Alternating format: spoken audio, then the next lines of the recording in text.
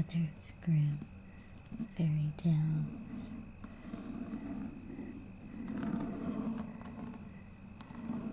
I don't think I've ever actually read them myself, but I know of obviously some of them.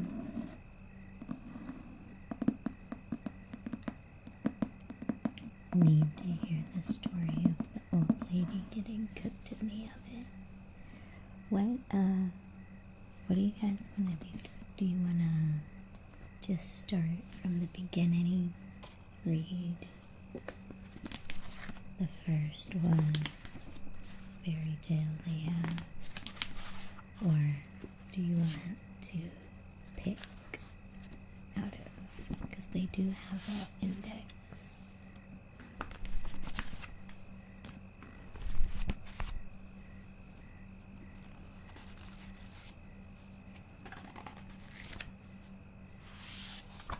Here, let me read you.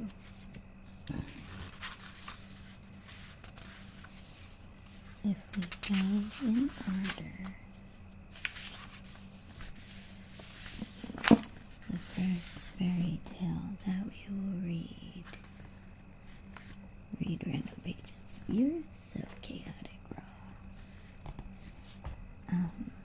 The first story would be The Frog King or Iron Henry, which I've never heard of that story. Frog King.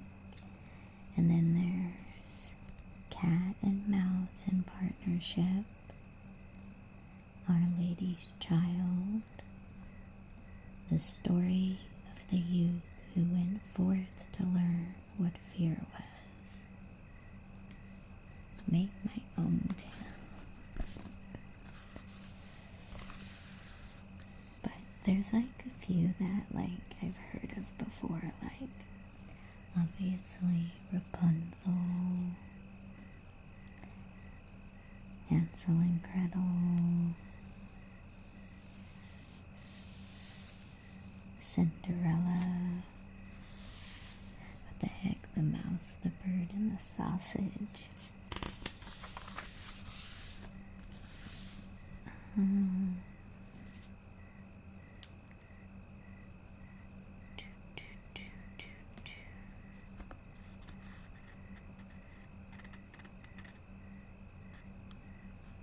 Dang, I don't know a lot of their stuff.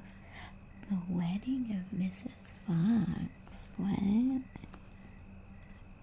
The Elves. Hansel Cooks. Just start from the beginning. Yeah, we can probably do that. Oh, there's Sleeping Beauty. Little Snow White. Rumpelstiltskin.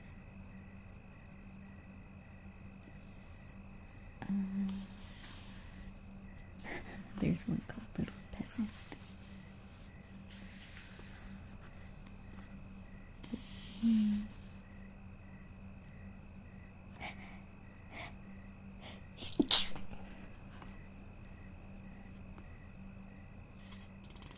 The Fox and the Goose. They have a few that mention foxes actually.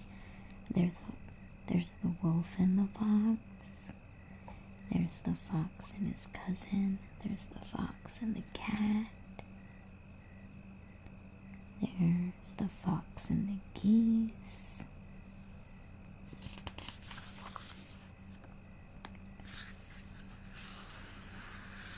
Sweet porridge. Ooh, oh, I know Hans the Hedgehog. I know that story. Alright, we can start from the... And thank you. Let's just start from the beginning. See what these... So, we are going to start off with The Frog King or Iron Henry.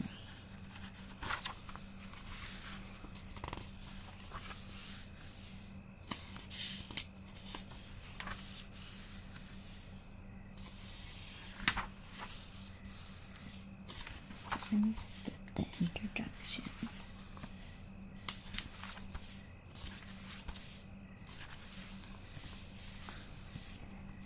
Alright. The Frog King, or Iron Henry. In old times, when wishing still helped one, there lived a king whose daughters were all beautiful. But the youngest was so beautiful that the sun itself, which has seen so much, was astonished whenever it shone on her face. Close by the king's castle lay a great dark forest, and under an old lime tree in the forest was a well. And when the day was very warm, the king's child went out into the forest and sat down by the side of the cool fountain. And when she was bored, she took a golden ball and threw it up high and caught it. And this ball was her favorite plaything.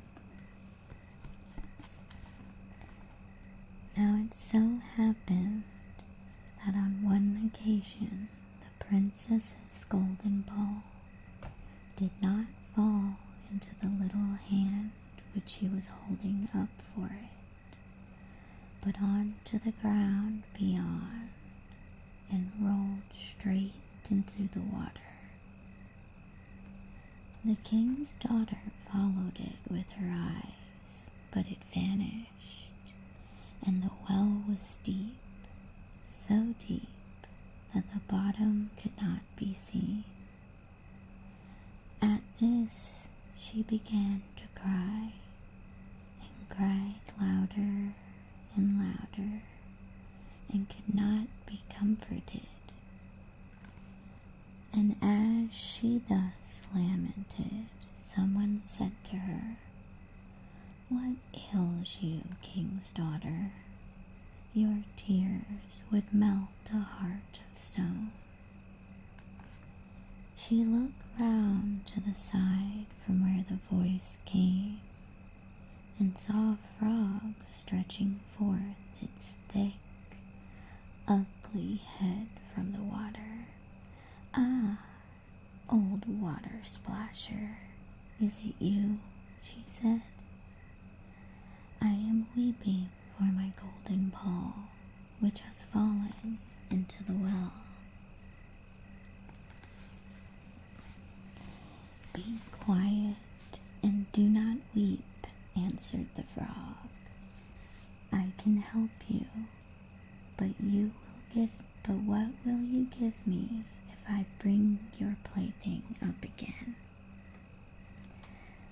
"Whatever will you have, dear frog?" she said.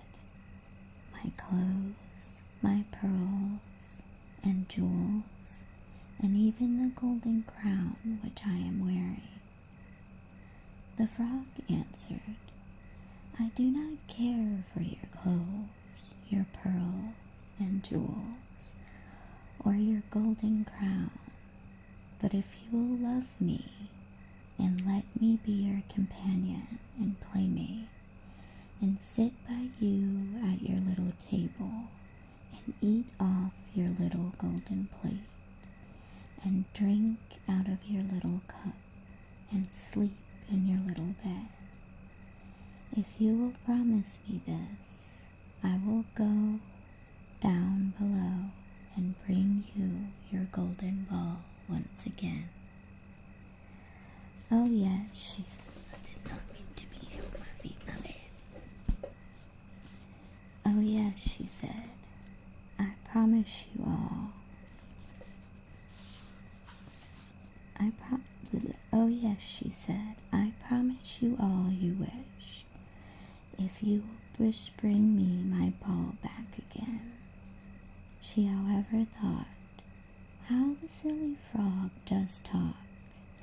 He lives in the water water with the other frogs and croaks, and can be no companion to any human being.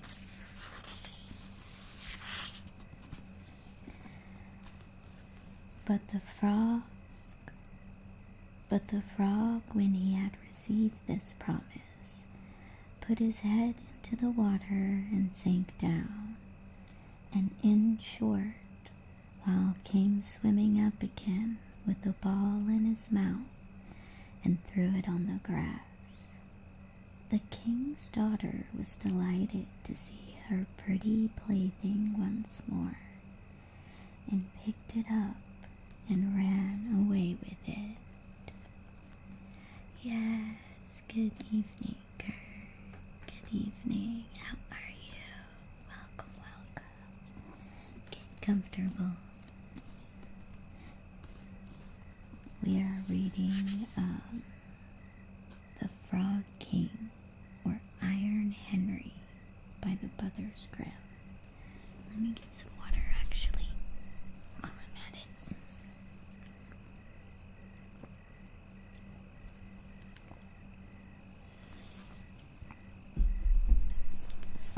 This book is massive. It's a lot of stories, yeah. Alright, where were we? Of course, no, thank you all for spending time with me. Alright, let's see. The king's daughter was delighted to see her pretty plaything once more, and picked it up and ran away with it. Wait, wait, said the frog. Take me with you. I can't run as you can. But what did it avail him to scream his croak croak after her, as loudly as he could? She did not listen to it, but ran home and soon forgot the poor frog, who was forced to go back down into his well once again.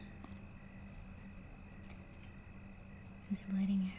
Oh, I'm sorry to hear that. I'm glad that you can relax now, Bakira. Thanks for asking. Don't need it.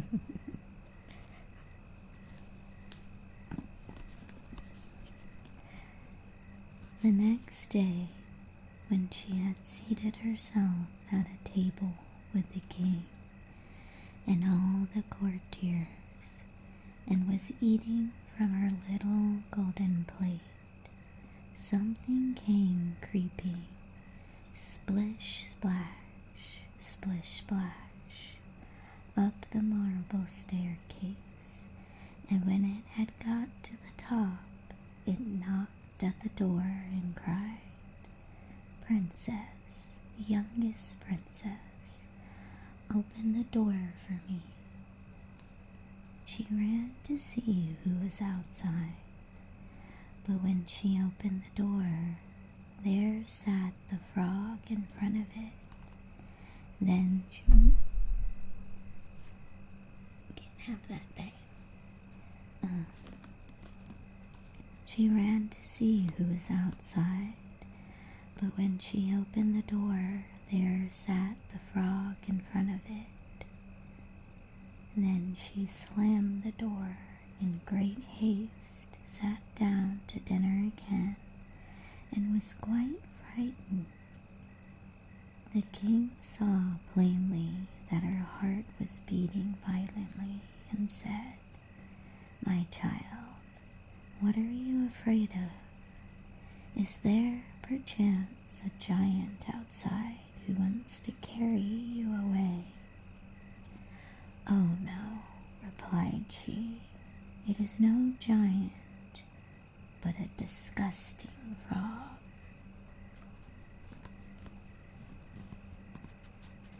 What does a frog want with you? Oh dear father, yesterday, as I was in the forest, sitting by the well, playing, my golden ball fell into the water, and because I cried so, the frog brought it out again for me. And because he so insisted, I promised him he should be my companion. But I never thought he would be able to come out of his water. And now he is outside there and wants to come in to me. In the meantime, it knocked a second time and cried, "Princess, young princess, open the door for me. Do you not know what you said to me yesterday by the cool waters of the fountain? Princess, youngest princess, open the door for me." Then said the king, "That which you have promised you must perform. Go and let him in." She went and opened the door, and the frog hopped in and followed her, step by step, to her chair. There he sat and cried, "Lift me up beside you." She delayed until at last the king commanded her to do it. When the frog was once on the chair, he wanted to be on the table. And when he was on the table, he said, "Now, push your little golden plate nearer to me, that we may eat together." She did this, but it was easy to see that she did not do it willingly. The frog enjoyed what he ate, but almost every mouthful she took choked her. At length he said, "I have eaten and am satisfied. Now I am tired. Carry me into your little room and make your little silken bed ready, and we will both lie down and go to sleep." What's up, accent kisses? Hello, hello, hello. Good evening, good evening. The king's daughter began to cry, for she was afraid of the cold frog, which she did not like to touch, and which was now to sleep in her pretty, clean little bed. But the king grew angry and said, "He who helped you when you were in trouble ought not to be despised for you afterward." Well, thank you. Oh wait, did we get read? Oh yeah, you did read that. Hey, I need to bring this over so I can see. And also I didn't see, because I didn't have this over. Kirk, thank you for gifting a sub to both Bagheera and Accent Kisses. Arigato, arigato. And let me give a shout out to, where is this shout out? We're reading, there we go. We're reading the Brothers Grimm. We're just starting from the first one because there are a lot of these I've never heard of. And we're reading currently The Frog King, or Iron Henry.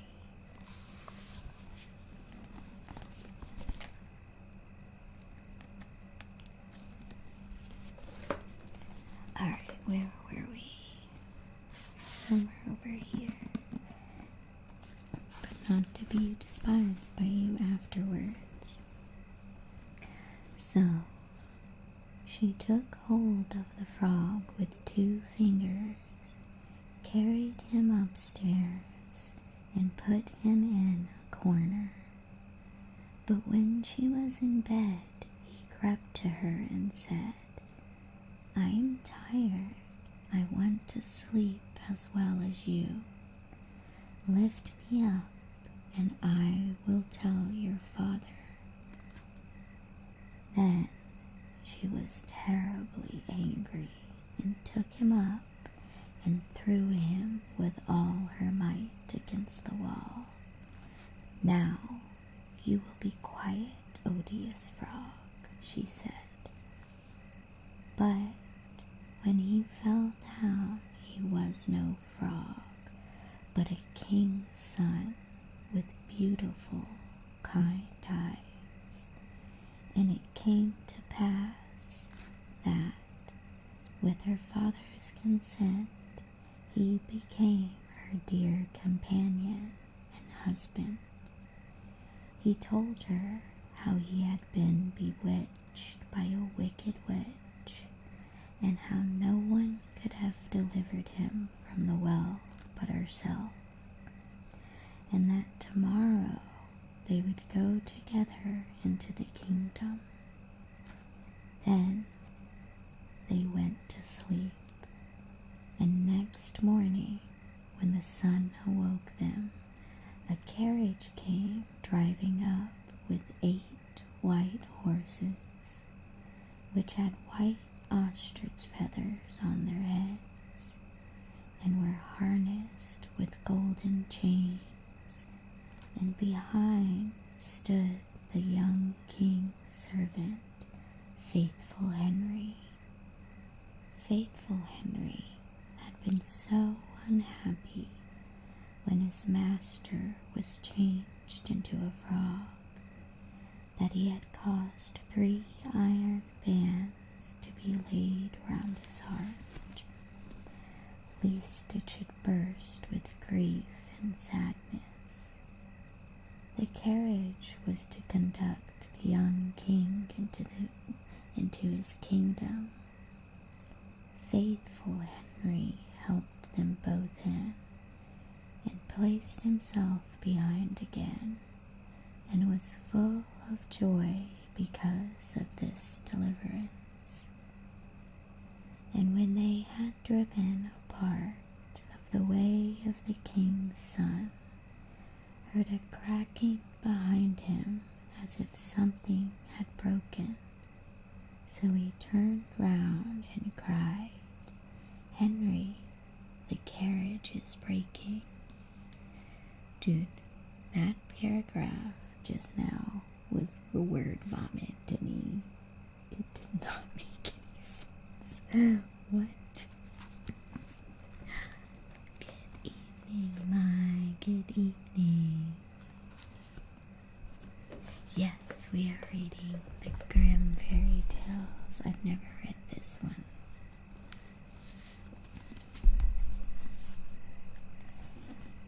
No, master, it is not the carriage. It is a band from my heart, which was put there in my great pain when you were a frog and imprisoned in the well. Again and once again, while they were on their way, something cracked, and each time the king's son thought the carriage was breaking. But it was only the band which were springing from the heart of the faithful Henry, because his master was set free and was happy.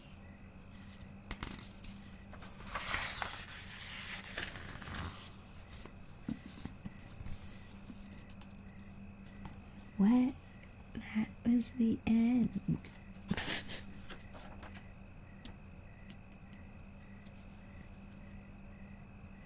Okay. So, I guess let's just try and discuss what the hell happened. It's like there was a little girl. Here, let me retell the story. I'm gonna retell what I can remember. So, what ended up happening was there was a pretty little princess.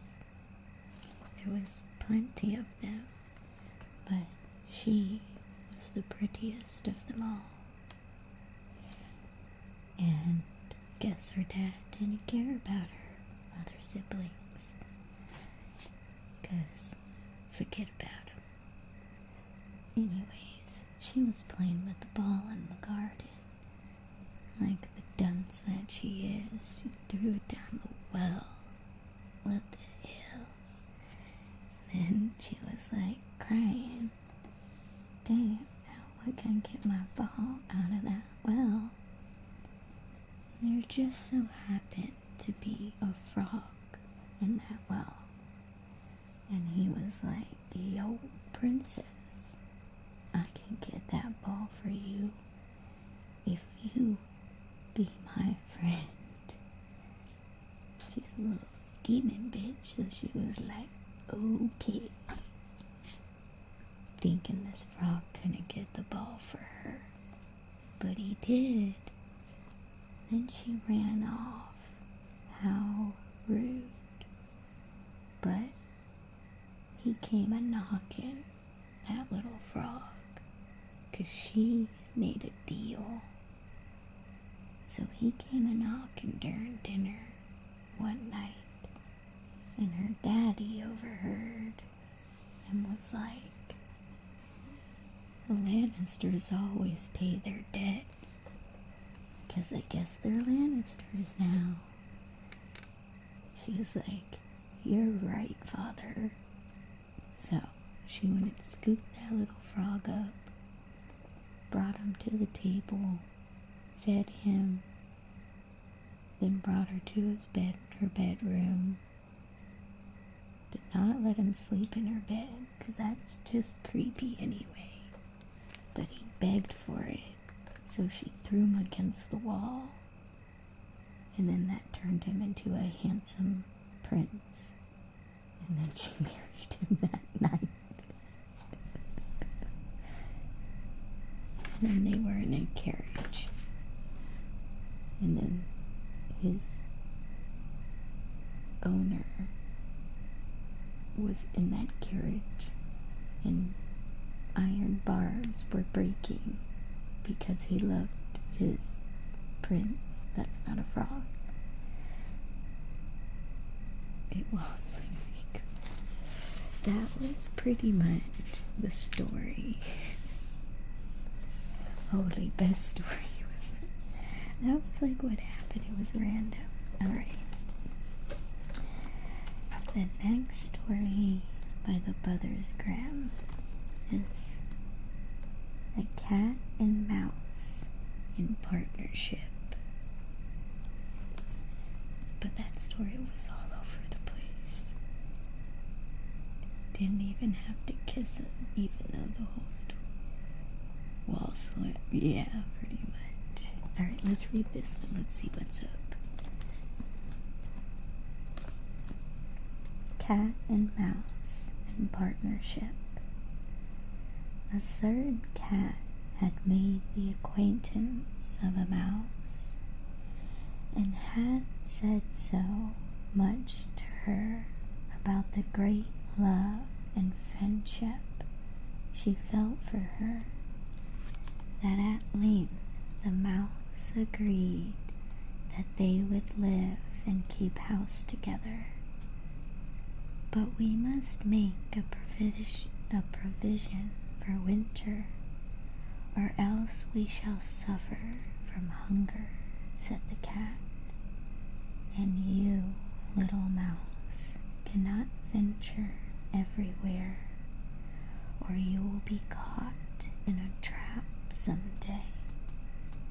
The good advice was followed, and a pot of fat was bought,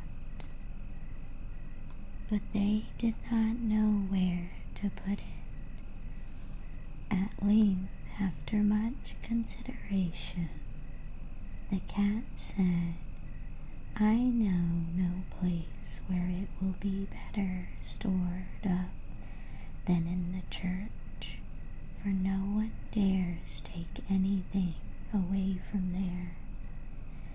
We will set it beneath the altar, and not touch it until we are really in need of it.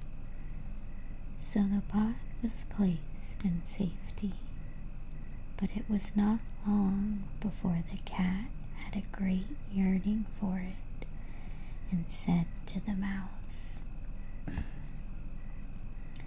"I want to tell you something, little mouse.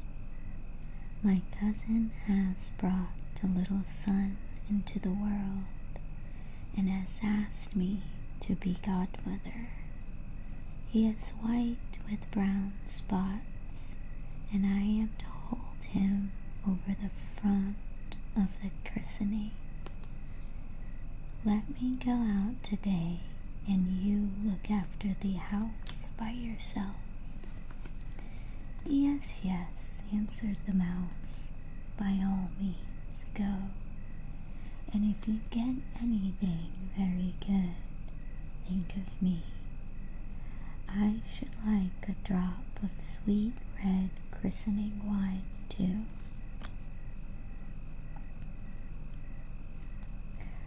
All this, however, was untrue. The cat had no cousin and had not been asked to be godmother. She went straight to the church, stole to the pot of fat, and began to lick at it, and licked the top of the fat off. Then she took a walk upon the roofs of the town, looked out for opportunities, and then stretched herself in the sun, and licked her lips whenever she thought of the pot of fat, and not until it was evening did she return home. "Well, here you are again," said the mouse. "No doubt you have had a merry day." "Oh, and off well," answered the cat. "What name did they give the child?" "Top off," said the cat quite coolly. "Top off," cried the mouse. "That is a very odd and uncommon name. Is it a usual one in your family?" "What does it matter?" said the cat. "It is no worse than Crumb Stealer, as your godchildren are called."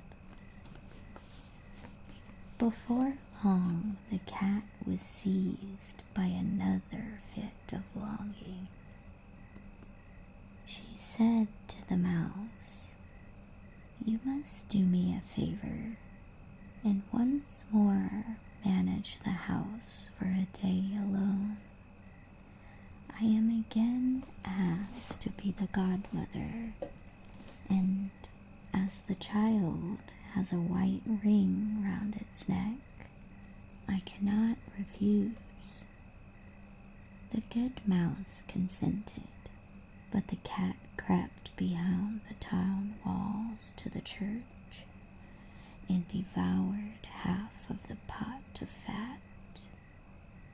"Nothing ever seems so good as what one keeps to oneself," said she, and was quite satisfied with her day's work. When she went home, the mouse inquired, "And what was this child christened?" "Half done," answered the cat. "Half done? What are you saying? I never heard the name in my life. I'll wager anything it is not in the calendar of saints." The cat's mouth soon began to water for some more licking. "All good things go in threes," said she. "I am asked to stand godmother once again. The child is quite black, only it has white paws, but with that exception, it has not a single white hair on its whole body. This only happens once every few years. You will let me go, won't you? Top off, half done, answered the mouse. They are such odd names. They make me very thoughtful. You sit at home, said the cat, in your dark gray fur coat and long tail, and are filled with fancies. That's because you do not go out in the daytime. During the cat's absence, the mouse had cleaned the house and put it in order, but the greedy cat entirely emptied the pot of fat. When everything is eaten up, one has some peace, said she to herself. And well filled and fat, she did not return home till night. The mouse at once asked what name had been given to the third child. It will not please you more than the others, said the cat. He is called All Gone. All gone, cried the mouse. This is the most suspicious name of all. I have never seen it in print. All gone. What can that mean? And she shook her head, curled herself up, and lay down to sleep. From this time forth, no one invited the cat to be godmother. But when the winter had come and there was no longer anything to be found outside, the mouse thought of their provision and said, Come, cat, we will go to our pot of fat, which we have stored up for ourselves. We shall enjoy that. Yes, answered the cat. You will enjoy it as much as you will enjoy sticking that dainty tongue of yours out of the window. They set out on their way, but when they arrived, the pot of fat certainly was still in its place, but it was empty. Alas, said the mouse, now I see what has happened. Now it comes to light. You are a true friend. You have devoured all when you were standing godmother. First top off, then half done, then. Will you hold your tongue? Cried the cat. One word more, and I will eat you too. All Gone was already on the poor mouse's lips. Scarcely had she spoken it before the cat sprang on her, seized her, and swallowed her down. And that is the way of the world. Jesus, these stories are so dark. That story was called Cat and Mouse in Partnership.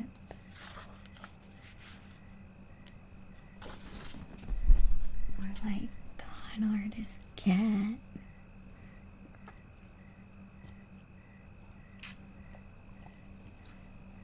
Yeah, the frog one was like random.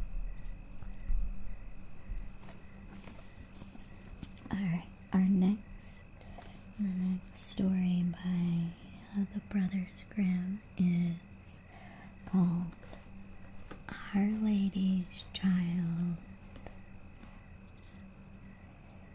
Near a great forest dwelt a woodcutter. They're all dark, are they?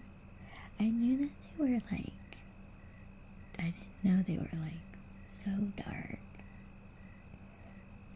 Like, there's just like no redeeming factor to the cat. It was just the biggest jerk.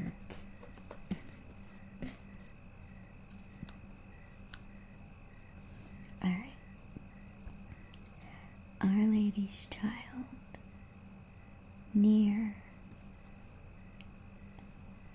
Near a great forest dwelt a woodcutter with his wife, who had an only child, a little girl 3 years old. They were so poor, however, that they no longer had daily bread and did not know how to get food for her. One morning, the woodcutter went out, sorrowful, to his work in the forest, and when he was cutting wood, suddenly there stood before him a tall and beautiful woman with a crown of shining stars on her head, who said to him, "I am the Virgin Mary, mother of the child Jesus. You are poor and needy. Bring your child to me. I will take her with me and be her mother and care for her." The woodcutter obeyed, brought his child, and gave her to the Virgin Mary, who took her up to heaven with her. There the child fared well, ate sugar cakes and drank sweet milk, and her clothes were of gold, and the little angels played with her.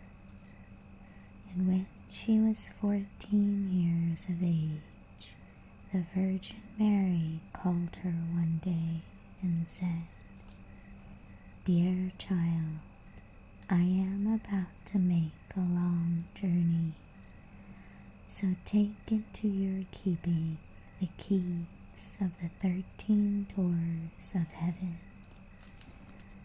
12 of these you may open, and beyond the glory which is within them, but the 13th, to which this little key belongs, is forbidden.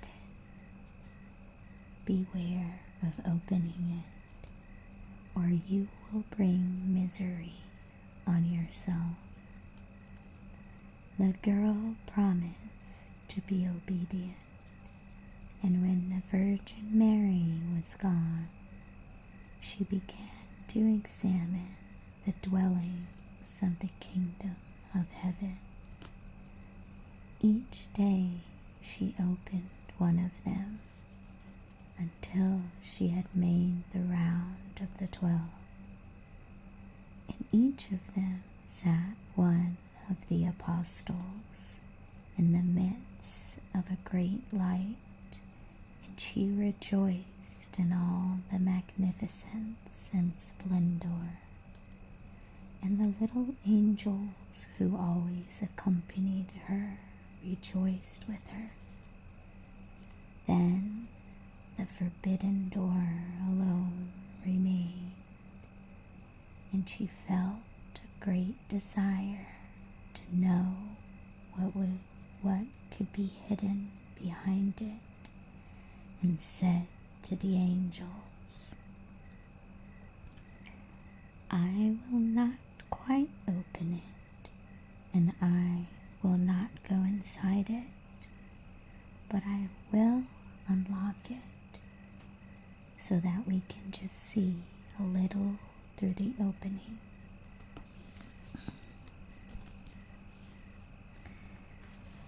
"Oh no," said the little angels, "that would be a sin. The Virgin Mary has forbidden it, and it might easily cause you unhappiness."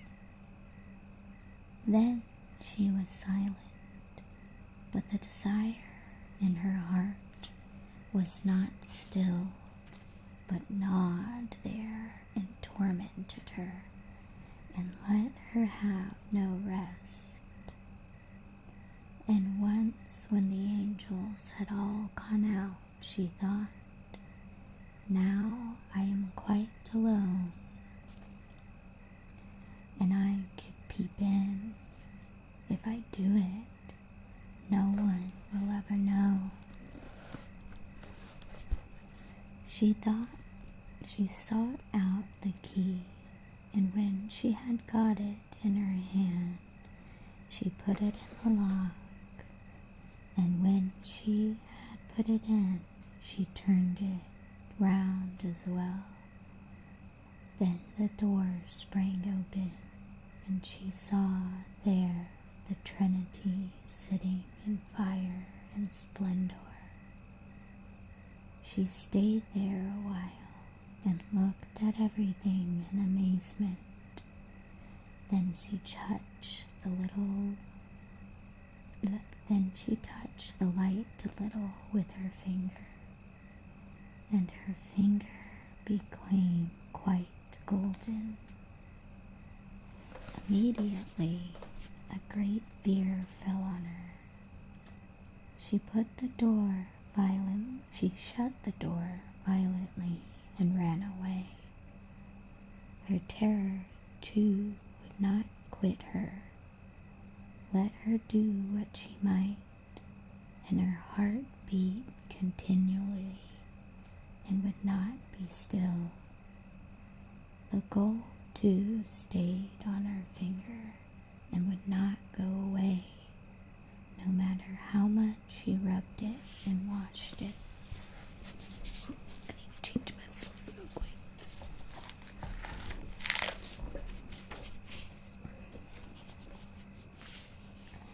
It was not long before the Virgin Mary came back from her journey. She called the girl. My lady is going to sleep how I'm sitting.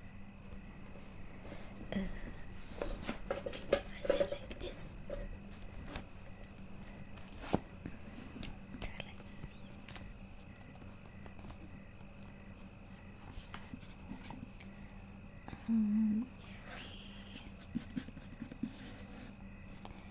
It was not long before the Virgin Mary came back from her journey. She called the girl before her and asked to have the keys of heaven back. When the maiden gave her the bunch, the Virgin looked into her eyes and said, "Have you not opened the 13th door also?" "No," she replied.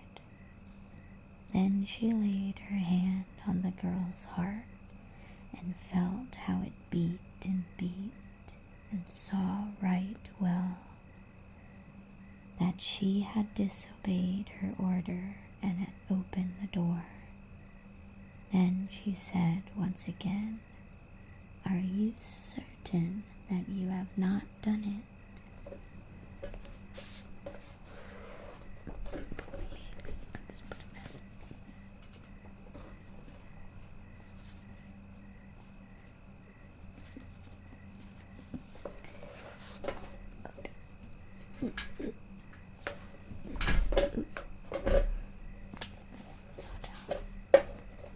Sorry, my little thing fell back on me. I have a cushion on the chair.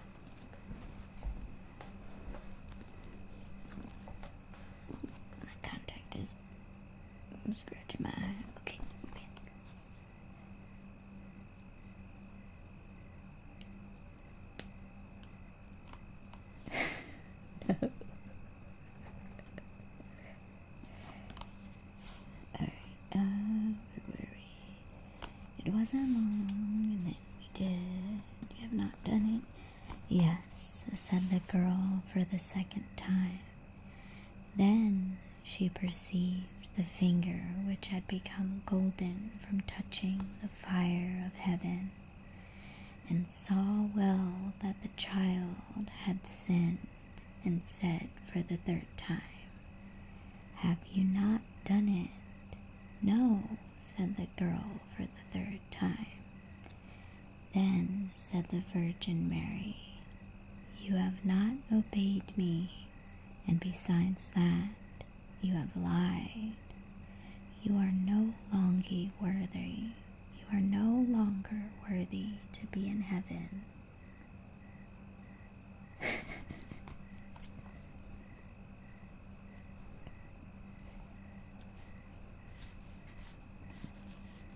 Oh, you're not. Then the girl fell into a deep sleep, and when she awoke, she lay on the earth below, and in the midst of a wilderness. She wanted to cry out, but she could bring forth no sound. She sprang up and wanted to run away, but wherever she turned herself, she was continually held back by thick hedges of thorns through which she could not break. In the desert in which she was imprisoned, there stood an old hollow tree, and this had to be her dwelling place. Into this she crept when the night came, and here she slept. Here, too, she found a shelter from storm and rain, but it was a miserable life, and bitterly did she weep when she remembered how happy she had been in heaven, and how the angels had played with her.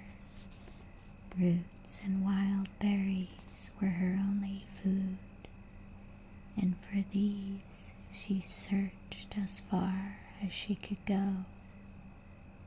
In the autumn, she picked up the fallen nuts and leaves and carried them into the hole. The nuts were her food in winter, and when snow and ice came, she crept amongst the leaves like a poor little animal that she might not freeze. Before long her clothes were all torn, and one bit of them after another fell off of her. As soon, however, as the sun shone warm again, she went out and sat in front of the tree, and her long hair covered her on all sides like a mantle. Thus she sat year after year and felt the pain and the misery of the world. One day, when the trees were once more clothed in fresh green, the king of the country was hunting in the forest and followed a deer, and as it had fled into the thicket which shut in this part of the forest, he got off his horse, tore the bushes asunder, and cut him a path with his sword. When he had at last forced his way through, he saw a wonderfully beautiful maiden sitting under the tree, and she sat there and was entirely covered with her golden hair down to her very feet. He stood still and looked at her full of surprise. Then he spoke to her and said, "Who are you? Why are you sitting here in the wilderness?" But she gave no answer, for she could not open her mouth. The king continued, "Will you go with me to my castle?" Then she just nodded her head a little. The king took her in his arms and carried her to his horse and rode home with her. And when he reached the royal castle, he caused her to be dressed in beautiful garments and gave her all the things in abundance. Although she could not speak, she was still so beautiful and charming that he began to love her with all his heart, and it was not long before he married her.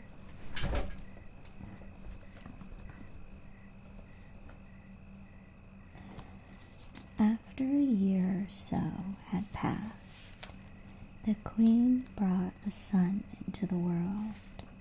Thereupon the Virgin Mary appeared to her in the night, when she lay in her bed alone, and said, "If you will tell the truth and confess that you did not unlock the forbidden door, I will open your mouth and give you back your speech. But if you persevere in your sin and deny obstinately, I don't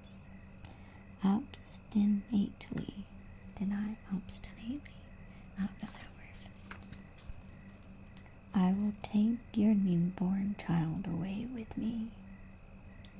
Then the queen was permitted to answer, but she remained hard and said, "No, I did not open the forbidden door." And the Virgin Mary took the newborn child from her arms and vanished with it. Next morning, when the child was not to be found, it was whispered among the people that the queen was a man-eater and had killed her own child. She heard all of this and could say nothing to the contrary. But the king would not believe it, for he loved her so much. When a year had gone by, the queen again bore a son, and in the night the Virgin Mary again came to her and said, "If you will confess that you opened the forbidden door, I will give you your child back and untie your tongue. But if you continue in sin and deny it, I will take away with me this new child also." Then the queen again said, "No, I did not open the forbidden door." And the Virgin Mary took the child out of her arms and away with her to heaven. Next morning, when this child had also disappeared, the people declared quite loudly that the queen had devoured it, and the king's counselors demanded that she should be brought to justice. The king, however, loved her so dearly that he would not believe it and command the counselors, under pain of death, not to say any more about it. The following year, the queen gave birth to a beautiful little daughter, and for the third time the Virgin Mary appeared to her in the night and said, "Follow me." She took the queen by the hand and led her to heaven, and showed her there her two eldest children, who smiled at her and were playing with the ball of the world. When the queen rejoiced at this, the Virgin Mary said, "Is your heart not yet softened? If you will own that you opened the forbidden door, I will give you back your two little sons." But for the third time the queen answered, "No, I did not open the forbidden door." Then the Virgin Mary let her sink down to earth once more, and took from her likewise her third child. Next morning, when the loss was reported abroad, all the people cried loudly, "The queen is a man-eater. She must be judged." And the king was no longer able to restrain his counselors. Thereupon a trial was held, and as she could not answer and defend herself, she was condemned to be burned alive. The wood was got together, and when she was fast bound to the stake, the fire began to burn round about her, and the hard ice of pride melted. Her heart was moved by repentance, and she thought, "If I could but confess before my death that I opened the door." Then her voice came back to her, and she cried out loudly, "Yes, Mary, I did it." And straightway rain fell from the sky and extinguished the flames of fire, and a light broke forth above her, and the Virgin Mary descended with the two little sons by her side and the newborn daughter in her arms.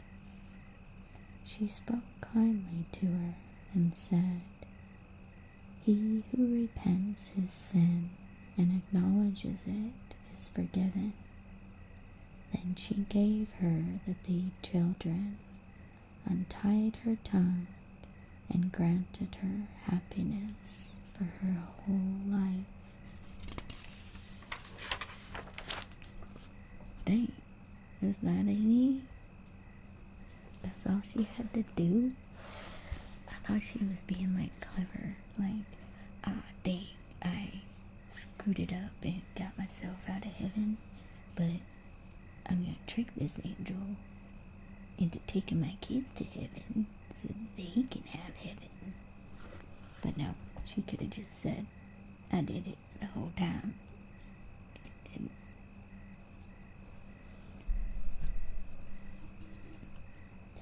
good evening, coffee.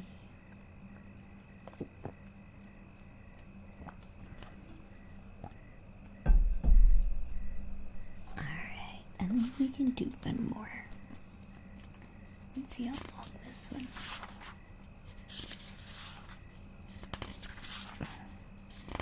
This is not that long.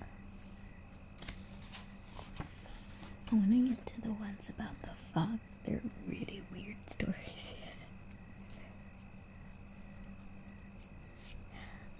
Thank you. Oh, so it's falling out to sea already, though it's supposed to be in the back. Alright, this is the story of the youth who went forth to learn what fear was.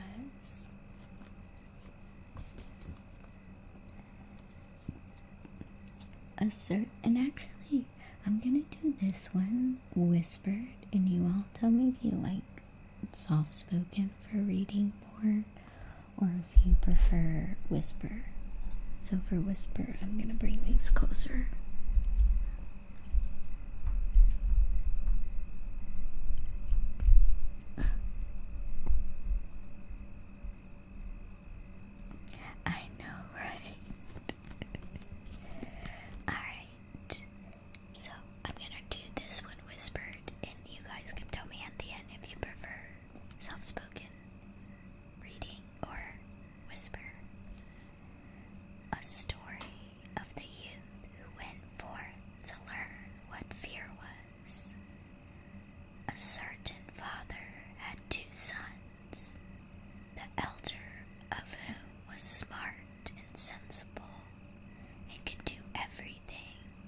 But the younger was stupid and could neither learn nor understand anything.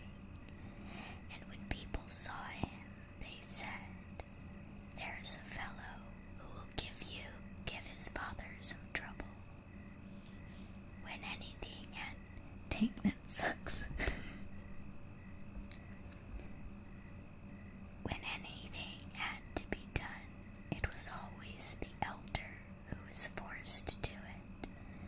But if his father asked him to fetch anything when it was late or in the night time, the way led through the churchyard or any other dismal place, and he answered, "Oh no, Father, I'll not go there. It makes me shudder," for he was afraid. Or when stories were told by the fire at night, which made the flesh creep, the listeners sometimes said, "Oh, it makes us shudder." The younger sat in a corner and listened with the rest of them, and could not imagine what they could mean. They are always saying, "It makes me shudder, it makes me shudder." It does not make me shudder, thought he. That too must be an art of which I understand nothing.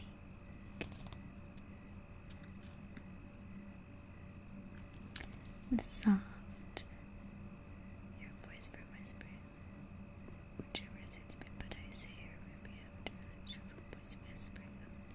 Okay. Alright, well, it looks like you guys are liking soft, so we'll just go ahead and go back to soft.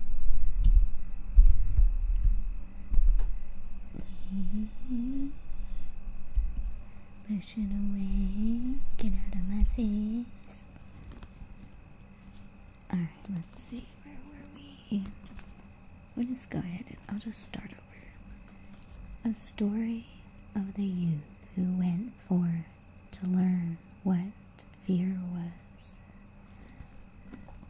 A certain father had 2 sons, the elder of whom was smart and sensible and could do everything, but the younger was stupid and could neither learn nor understand anything.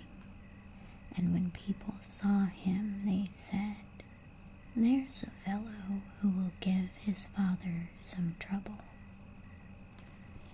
When anything had to be done, it was always the elder who was forced to do it. But if his father asked him to fetch anything when it was late or in the night time, and the way led through the churchyard or any other dismal place, he answered, "Oh no, Father, I'll not go there. It makes me shudder," for he was afraid. Or when stories were told by the fire at night, which made the flesh creep, the listeners sometimes said, "Oh, it makes us shudder." The younger sat in a corner and listened with the rest of them, and could not imagine what they could mean. They were always saying, "It makes me shudder, it makes me shudder." It does not make me shudder, he thought. That too must be an art of which I understand nothing.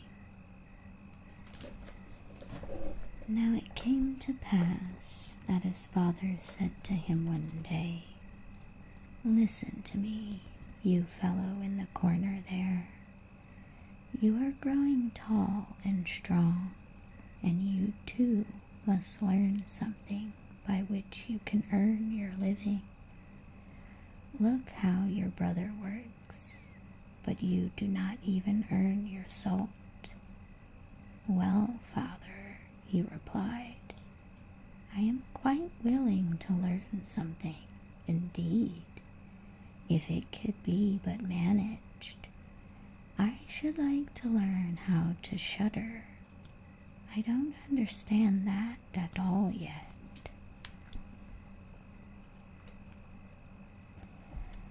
The elder brother smiled when he heard that and thought to himself, "Good God, what a blockhead that brother of mine is. He will never be good for anything as long as he lives. He who wants to be a sickle must bend himself early." The father sighed and answered him, "You shall soon learn what it is to shudder, but you will not earn your bread by that." Soon after this, the sexton came to the house on a visit, and the father bewailed his trouble and told him how his younger son was so backward in every respect that he knew nothing and learned nothing. "Just think," said he, "when I asked him how he was going to earn his bread, he actually wanted to learn to shudder." "If that be all," replied the sexton, "he can learn that with me. Send him to me, and I will soon polish him." The father was glad to do it, for he thought, "It will train the boy a little." The sexton, therefore, took him into his house, and he had to ring the bell. After a day or two, the sexton awoke him at midnight and bade him arise and go into the church tower and ring the bell. "You shall soon learn what shuddering is," thought he, and secretly went there before him. And when the boy was at the top of the tower and turned round, and was just going to take hold of the bell rope, he saw a white figure standing on the stairs opposite the sounding hole. "Who is there?" cried he. But the figure made no reply and did not move or stir. "Give an answer," cried the boy, "or take yourself off. You have no business here at night." The sexton, however, remained standing, motionless, that the boy might think he was a ghost. The boy cried a second time, "What do you want here? Speak if you are an honest fellow, or I will throw you down the steps." The sexton thought, he can't intend to be as bad as his words, uttered no sound, and stood as if he were made of stone. Then the boy called to him for a third time, and as that was also to no avail, he ran against him and pushed the ghost down the stairs, so that it fell 10 steps and remained lying there in a corner. Thereupon he rang the bell, went home, and without saying a word went to bed and fell asleep.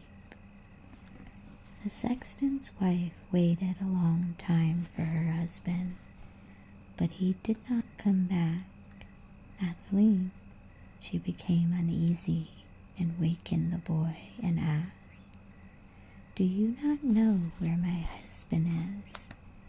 He climbed up the tower before you did."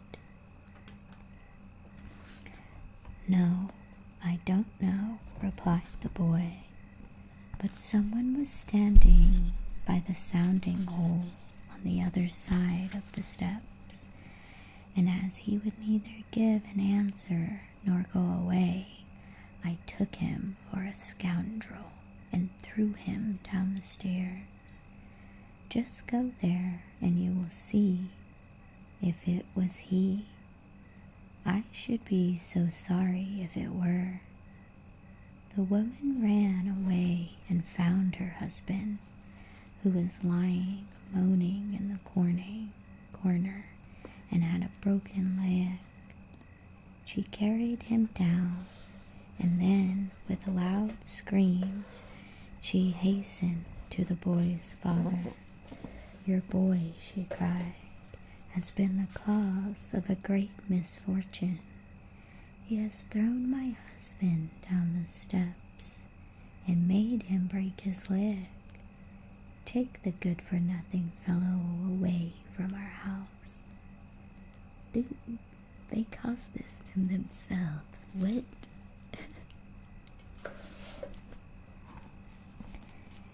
She carried him down, and then with loud screams she hastened to the boy's father. Oh, wait, we already read that. The father was terrified and ran there and scolded the boy. "What wicked treats are these?" said he. "The devil must have put this into your head."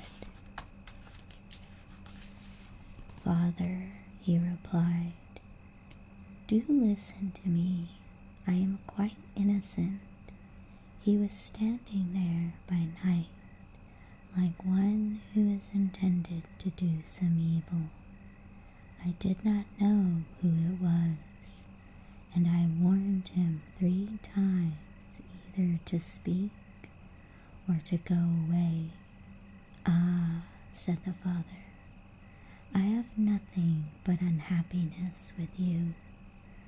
Go out of my sight. I will see you no more." "Yes, father, right willingly. I wait only until it is day, then I will go forth and learn how to shudder, and then I shall, at any rate, understand one art which will support me." "Learn what you will," said the father. "It is all the same to me. Here are 50 tailors for you. Take these and go into the wide world, and tell no one from where you come, and who is your father, for I have reason to be ashamed of you." "Yes, father, it shall be as you will. If you desire nothing more than that, I can easily keep it in mind." When day dawned, therefore, the boy put his 50 tailors into his pocket and went forth on the great highway and continually said to himself, "If I could but shudder, if I could but shudder." Then a man approached who heard his conversation, which the youth was holding with himself. And when they had walked a little farther to where they could see the gallows, the man said to him, "Look, there is the tree where 7 men have married the rope-maker's daughter, and are now learning how to fly. Sit down below it and wait till night comes, and you will soon learn how to shudder." "If that is all that is wanted," answered the youth, "it is easily done. But if I learn how to shudder as fast as that, you shall have my 50 tailors. Just come back to me early in the morning." Then the youth went down to the gallows, sat down below it, and waited till the evening came. And as he was cold, he lighted himself a fire, but at midnight the wind blew so sharply that in spite of his fire he could not get warm, and as the wind knocked the hanged men against each other, they moved backwards and forwards, he thought to himself. You shiver below the fire, but how those up above must freeze and suffer. And as he felt pity for them, he raised the ladder and climbed up, unbound one of them after the other, and brought down all 7. Then he stirred the fire below it, and set them all round it to warm themselves.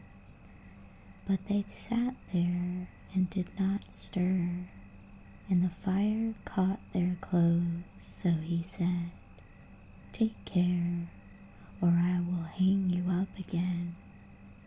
The dead men, however, did not hear, but were quite silent, and their ags go on burning. As this he grew angry and said, If you will not take care, I cannot help you. I will not be burnt with you. And he hung them up again, each in his turn. Then he sat down by his fire and fell asleep. And the next morning the man came to him and wanted to have the 50 tailors and said, Well, do you know how to shudder? No, answered he. How was I to get to know? Those fellows up there did not open their mouths, and were so stupid that they let the few old rags which they had on their bodies get burnt. Then the man saw that he would not get the 50 tailors that day, and went away saying, One of this kind has never come my way before. The youth likewise went his way, and once more began to mutter to himself, Ah, if I could but shudder, ah, if I could but shudder. A wagoner who was striding behind him heard that and asked, Who are you? I don't know, answered the youth. Then the wagoner asked, From where do you come? I know not. Who is your father? That I may not tell you. What is it that you are always muttering between your teeth? Ah, replied the youth, I do so with which I could shudder. I do so wish I could shudder, but no one can teach me how to do it. Give up your foolish chatter, said the wagoner. Come, go with me. I will see about a place for you. The youth went with the wagoner, and in the evening they arrived at an inn where they wished to pass the night. Then, at the entrance of the room, the youth again said quite loudly, If I could but shudder, if I could but shudder. The host, who had heard this, laughed and said, If that is your desire, there ought to be a good opportunity for you here. Ah, be silent, said the hostess. So many inquisitive persons have already lost their lives. It would be a pity and a shame if such beautiful eyes as these should never see the daylight again. But the youth said, "However difficult it may be, I will learn it, and for this purpose I have journeyed forth." He let the host have no rest until the latter told him that not far from there stood a haunted castle where anyone could very easily learn what shuddering was. If he would but sleep in it for 3 nights, the king had promised that he who would venture should have his daughter as wife, and she was the most beautiful maiden the sun had shone on. Great treasures likewise lay in the castle, which were guarded by evil spirits, and these treasures would then be freed and would make a poor man rich enough. Already many men had gone into the castle, but as yet none had come out again. Then the youth went next morning to the king and said if he were allowed, he would watch 3 nights in the haunted castle. The king looked at him, and as the youth pleased him, he said, "You may ask for 3 things to take into the castle with you, but they must be things without life."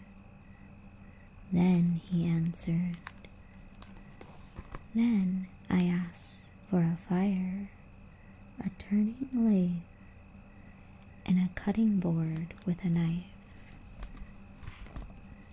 The king had these 3 things carried into the castle for him during the day. When night was drawing near, the youth went up and made himself a bright fire in one of the rooms, placed the cutting board and knife beside it, and seated himself by the turning lathe. "Ah, if I could but shudder," said he, "but I shall not learn it here either." Towards midnight he was about to poke his fire, and as he was blowing it, something cried suddenly from one corner, "Wee mioy, how cold are we?" "You simpletons," cried he, "what are you crying about? If you are cold, come and take a seat by the fire and warm yourselves." And when he had said that, 2 great black cats came from one tremendous leap and sat down on each side of him and looked savagely at him with their fiery eyes. After a short time, when they had warmed themselves, they said, "Comrade, shall we have a game at cards?" "Why not?" he replied, "but just show me your paws." Then they stretched out their claws. "Oh," said he, "what long nails you have! Wait, I must first cut them for you."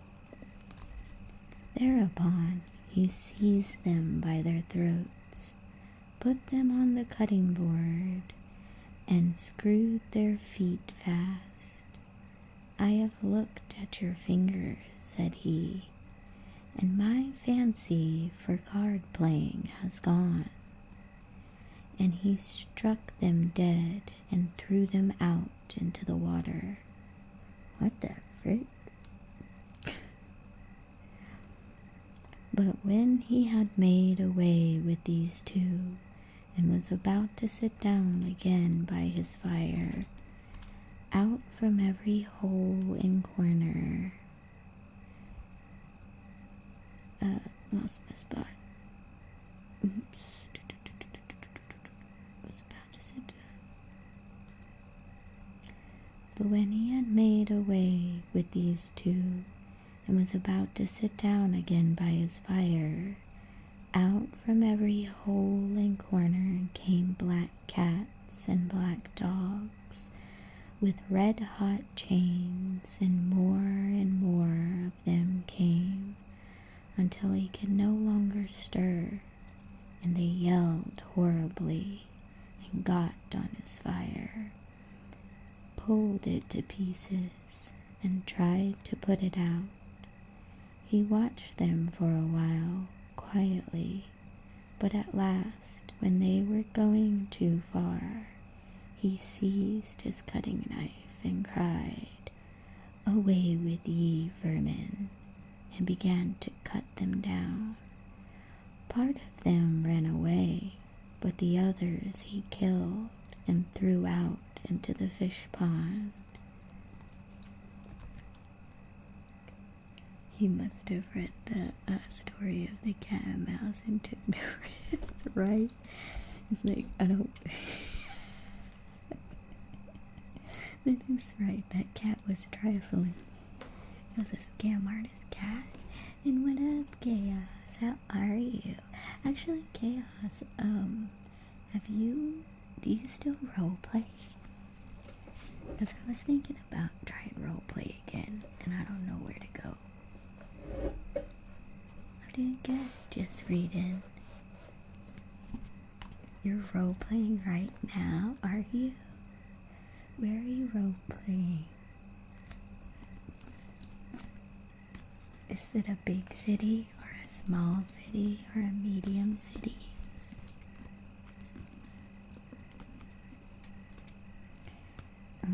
Where was I?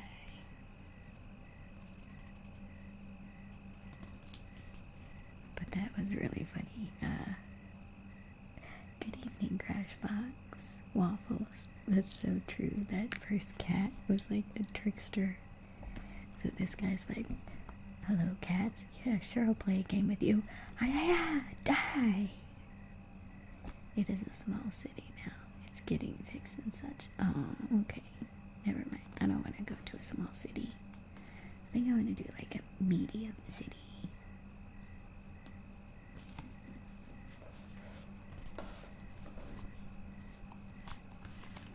I guess though, name the size. I was thinking of doing.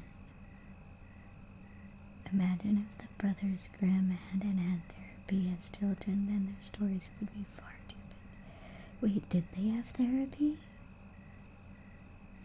Did they have therapy back then? I want a medium size. City to hang out in.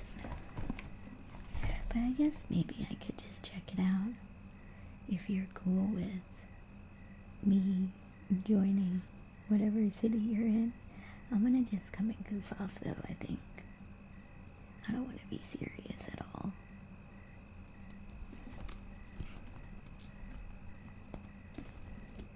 Yeah, then send me a link to it then. Yeah, I don't think they had therapy back then. They didn't know what therapy was back then. This is a serious roleplay, but feels suck at being serious, but I will. Oh, okay. So then people might not like me because I'm not gonna be serious. I wanna play my main character for a bit. And goof off. Oh, I will be loved because I goof off. Send me it on Discord, a link to it, and I don't know if it'll be soon that I'll join or anything though, but I've been trying to find somewhere to goof off sometimes. Alright, let me finish reading this story though. I don't know if we have each other, if you can message me anymore though, because I think... Oh no, you can't. Okay, I saw it. I will look at it after stream. let me finish this. Where are we? You simpletons, he cried. We just murdered some cats. Dude, the story time is... These stories are insane. But where were we?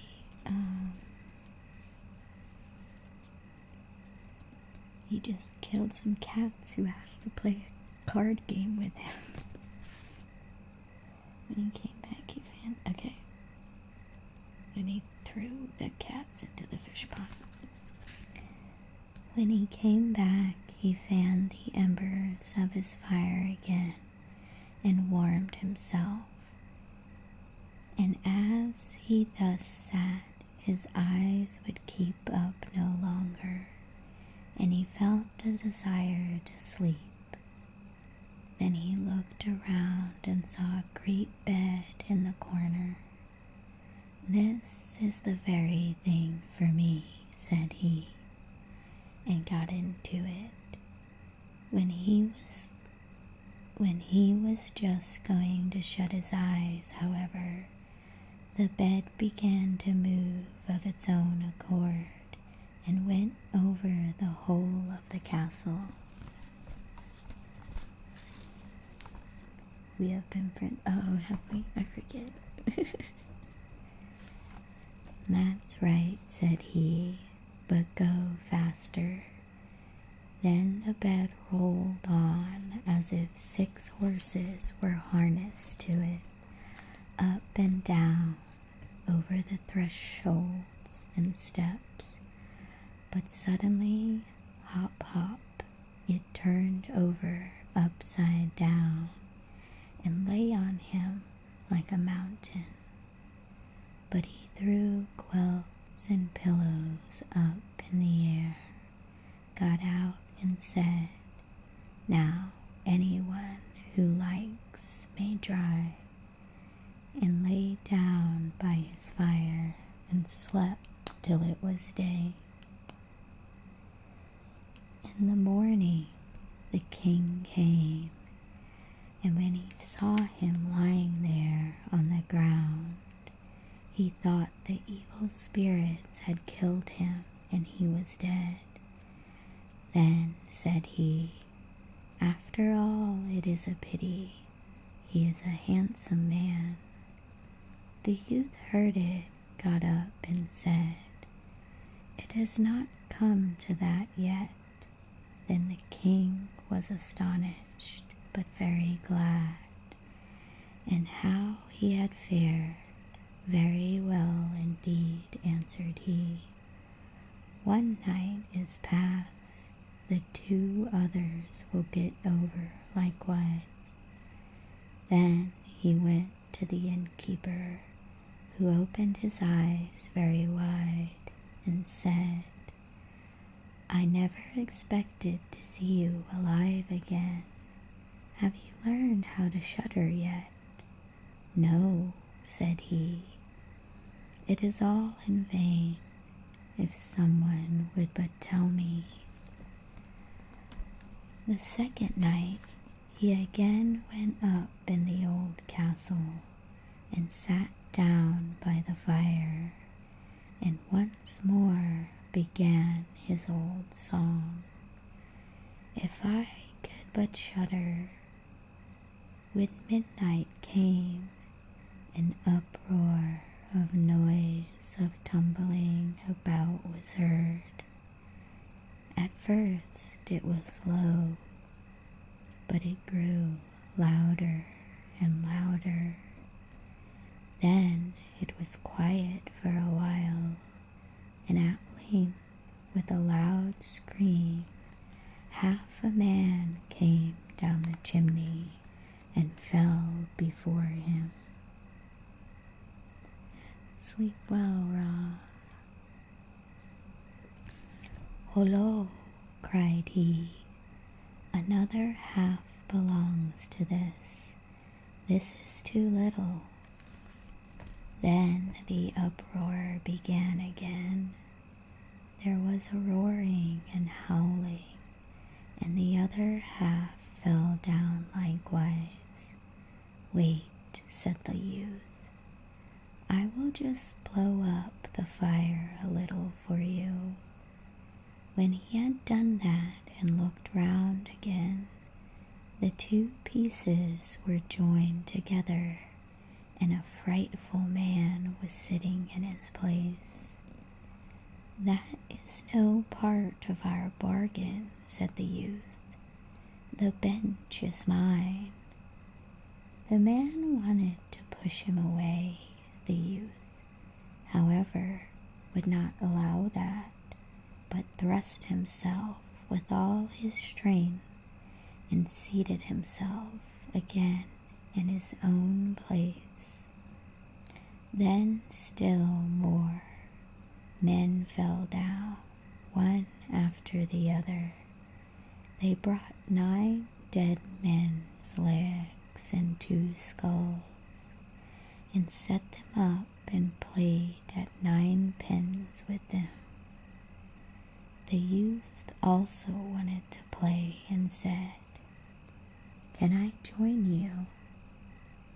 "Yes, if you have any money." "Money enough," replied he, "but your balls are not quite round."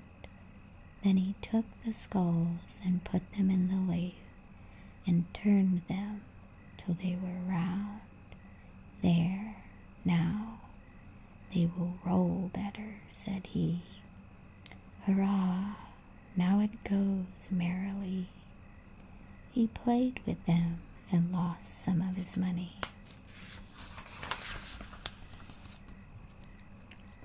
But when it struck 12, everything vanished from his sight. He lay down quietly and fell asleep. Next morning, the king came to inquire after him. "How has it fared with you this time?" asked he. "I have been playing at 9 pins," he answered, "and have lost a couple of farthings."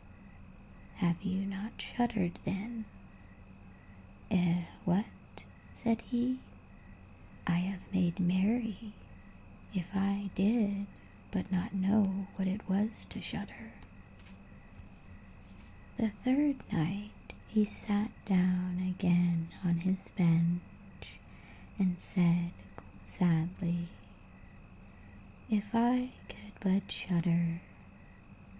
When it grew late, 6 tall men came in and brought a coffin. Then said he, "That is certainly my little cousin, who died only a few days ago."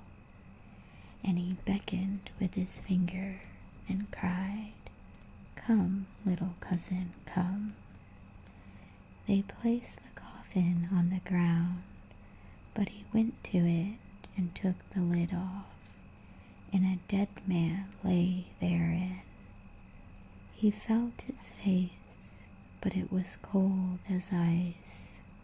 "Stop," said he, "I will warm you a little," and went to the fire and warmed his hand and laid it on the dead man's face. But he remained cold. Then he took him out and sat down by the fire and laid him on his breast and rubbed his arms that the blood might circulate again. As this also did no good, he thought to himself, "When 2 people lie in bed together, they warm each other," and carried him to bed, covered him over, and lay down by him. After a short time, the dead man became warm too, and began to move. Then said to the youth, "See, little cousin, have I not warned you?" The dead man, however, got up and cried, "Now I will strangle you." "What?" said he. "Is that the way you think me? You shall at once go into your coffin again." And he took him up and threw him into it, and shut the lid. Then came the 6 men and carried him away. "I cannot manage to shudder," said he. "I shall never learn it here as long as I live."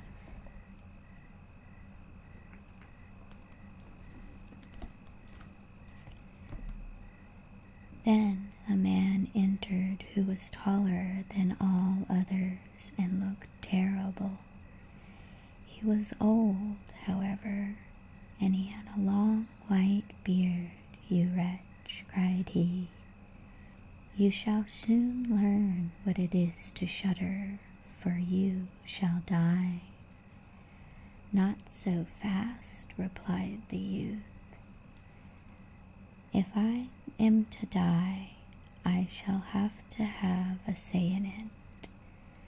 "I will soon seize you," said the fiend. "Softly, softly, do not talk so big. I am as strong as you are, and perhaps even stronger." "We shall see," said the old man. "If you are stronger, I will let you go. Come, we will try." Then he led him by dark passages to a smith's forge, took an axe, and with one blow struck an anvil into the ground. "I can do better than that," said the youth, and went to the other anvil. The old man placed himself near and wanted to look on, and his white beard hung down. Then the youth seized the axe, split the anvil with one blow, and struck the old man's beard in with it. "Now I have you," said the youth. "Now it is you who will have to die."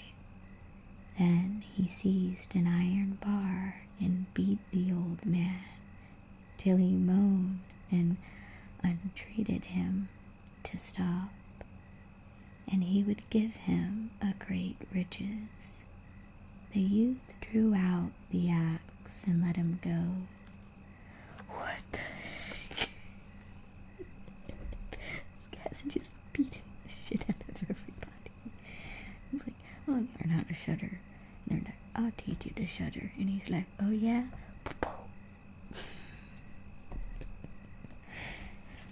Alright, where are we? And let him go. The old man led him back into the castle, and in a cellar showed him 3 chests full of gold. "Of these," said he, "one part is for the poor, the other for the king, the third is yours." Sucker punches are always funny. We're reading the Brothers Grimm.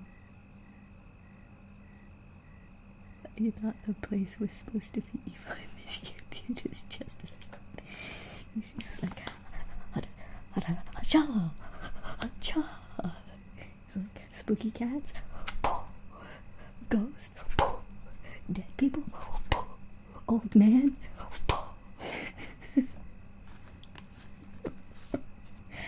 Alright, we're almost done with this one. The old man led him back to the castle, and in a cellar showed him 3 chests full of gold. Of these, said he, one part is for the poor, the other is for the king, the third is yours. In the meantime it struck 12, and the spirit disappeared. The youth, therefore, was left in darkness. I I shall still be able to find my way out, said he, and felt about, found the way into the room, and slept there by his fire. Next morning the king came and said, "Now you must have learned what shuddering is." "No," answered he, "what can it be? My dead cousin was there, and a bearded man came and showed me a great deal of money down below. But no one told me what it was to shudder." Then said the king, "You have delivered the castle from enchantment, and shall marry my daughter." "That is very well," said he, "but still I do not know what it is to shudder." Then the gold was brought up and the wedding celebrated. But however much the young king loved his wife, and however happy he was, he still always said, "If I could but shudder, if I could but shudder," and at last was very angry at this. Her waiting maid said, "I will find a cure for him. He shall soon learn what it is to shudder." She went out to the stream which flowed through the garden, and a whole bucketful of gudgeons brought to her. At night, when the young king was sleeping, his wife was to draw the clothes off him and empty the bucketful of cold water with the gudgeons in it over him, so that the little fishies would sprawl about him. When this was done, he woke and cried, "Oh, what makes me shudder so? What makes me shudder so, dear wife? Ah, now I know what it is to shudder."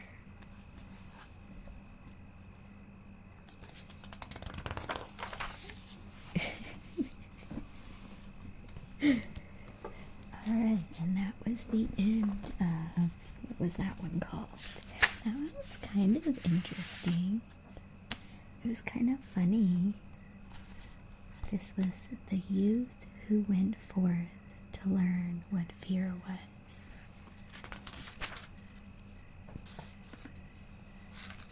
Put our little bookmark.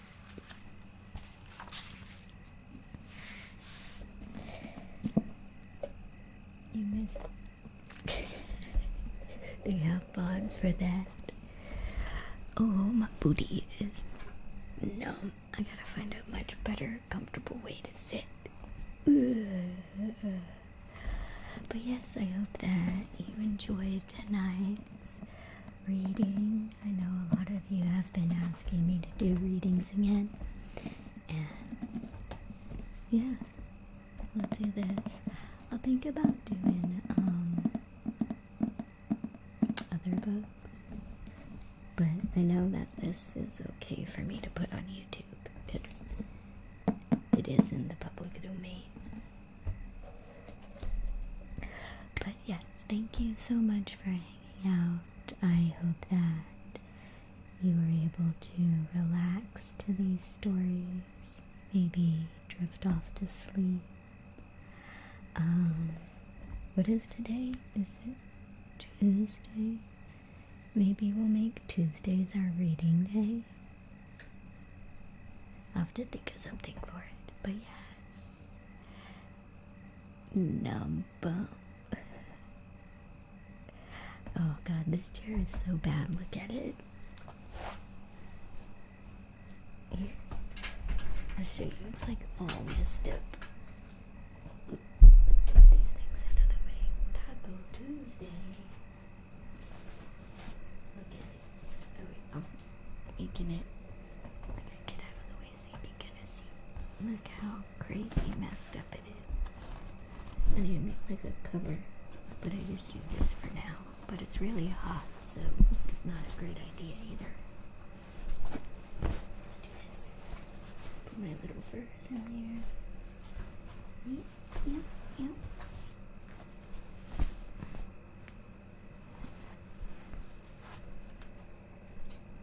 Dude, this chair is old.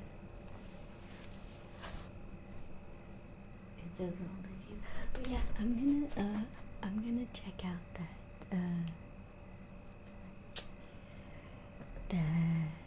that role play that you see me, and I'll let you know if I decide to join it or not.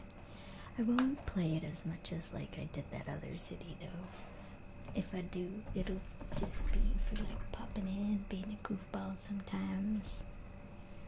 But I just wanted to go somewhere where like I kind of know somebody.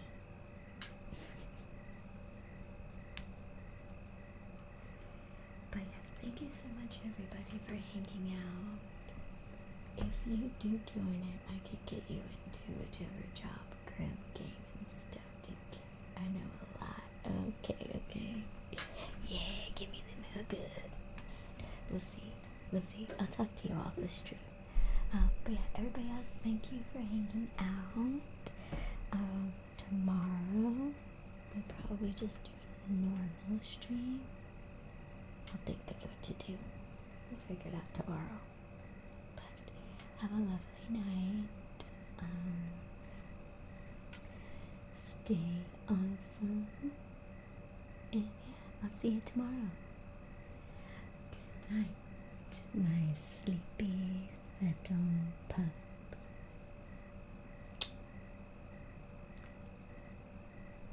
Bye.